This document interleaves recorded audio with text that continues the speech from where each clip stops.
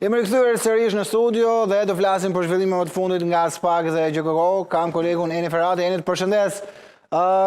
Ke informuar pak më parë për ish drejtorin e komanduar të AMP-s që është Mari Panderu, çfarë detajsh kemi?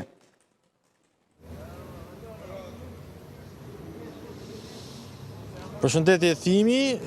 Prokuroria e Tiranës, e cila ka çelur një hetim fakt lidhur me ngjarjen e rëndë të nëntorit kaluar të Rinasit, jo për vetë ngjarjen, pasi ngjarja po hetohet nga SPAK në ndyshimet se atentati me 2 viktima, qoftë i Gilman Dodanit, por dhe i Mustafa Sheqerit, i njohur mbi emrin Shaljani, është realizuar nga një grup i strukturuar kriminal. Prokuroria e Tiranës ka vijuar hetimet lidhur me mënyrën se si njëri prej viktimave, pra agenti i Agjencisë Mbikëqyrjes Policore, ishte rekrutuar në këtë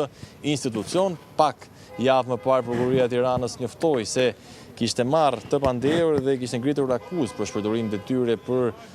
drejtuesin e shërbimeve mbështetëse pranë AMP-s, Gëzim Sala, por nga hetimet e mëtejshme të prokurorit të Tiranës Bedar Valika janë konstatuar element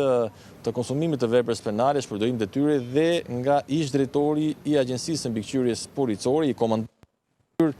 Artiol Saliasi, më pas sipas burimeve ka patur edhe një ballafaqim në institucionin e akuzës mes 2 zyrtarëve të AMP-s, të cilët kanë qenë kontradiktorë për sa i takon mënyrës se si është çelur procedura e rekrutimit dhe pas e punësimit të ndjerit Mustafa Sheqeri pranë Agjencisë Mbikëqyrjes Policore në rolin e agentit vëzhgues në njësinë operacionale të kësaj strukture, ku sipas dhënave të grumbulluara nga hetimet e prokurorisë ka rezultuar se ai është punësuar me një procedurë emergjente në këtë postë, por nga ana tjetër ai nuk është paraqitur asnjëherë në institucion dhe sipas hetimeve të prokurorisë ai nuk ka marrë pjesë në ndonjë detyrë konkrete të caktuar, megjithëse kishte disa muaj që ishte emëruar në këtë detyrë. Tashmë nuk dihet nëse nga hetimi i prokurorisë Tiranës do të gjenden edhe përgjegjësi të tjera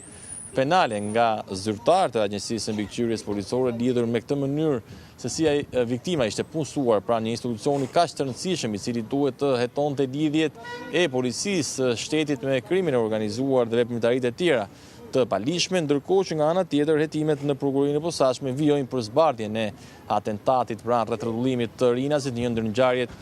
më të rënda kriminale të viteve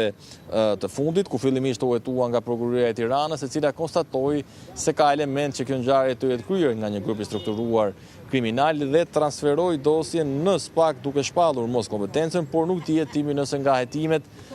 e prokurorisë posaçme dhe veprimet që janë kryer nga kjo strukturë të jetë arritur të zbardhet ndonjë detaj apo e dhënë konkrete e cila do të çonte në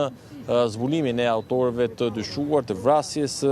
Gilman Dodanit, i njohur si krau i djathtë i Emiliano Shullazit dhe agentit të Agjencisë Mbikëqyrjes Policore Mustafa Sheqeri. Okej, Eni Ferrati, shumë faleminderit për detajet që solle, të uroj punë të mbarë. Ndërkohë